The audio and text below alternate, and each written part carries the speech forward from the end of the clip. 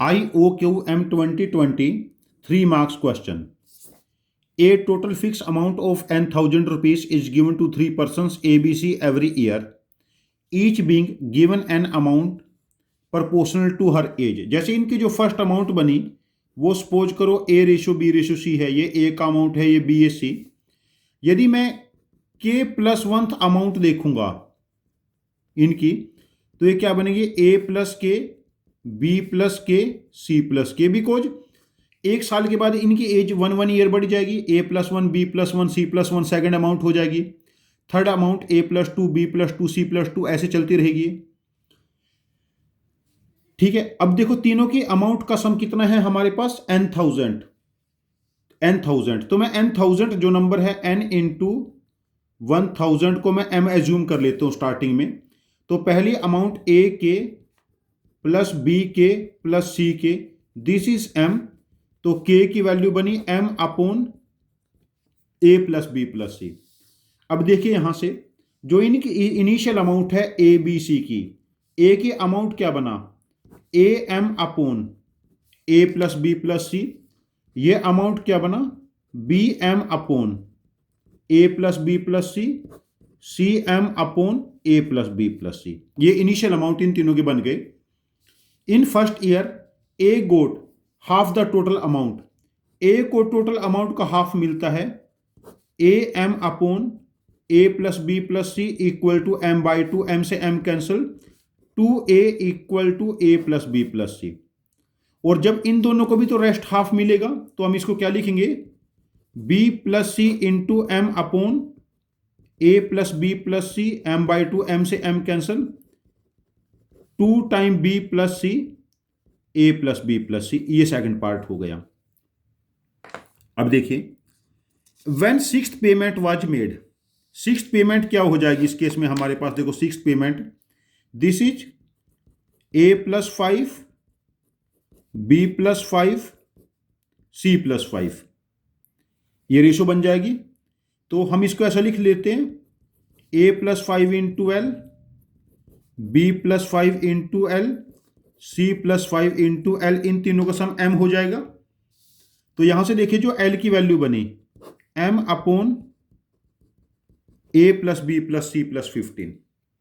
अब देखिए यहां से जो सिक्स्थ अमाउंट बनेगी A की, वो क्या बनी यहां से देखिए A+5 into M upon A plus B plus C plus 15। और जो B की बनेगी B+5 into M, A plus B plus C plus 15। और C का amount C+5 into M, A plus B plus C plus 15। ये इनकी sixth amount होगी। अब देखिए क्वेश्चन क्या है, A got 6/7 of that amount C had in the first year.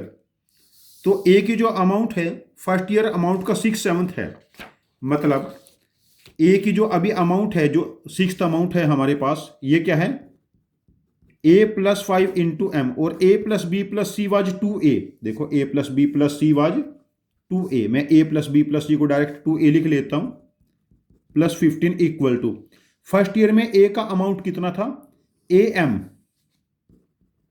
Upon A plus B plus C को 2A लिख लिया, और इसका 6/7।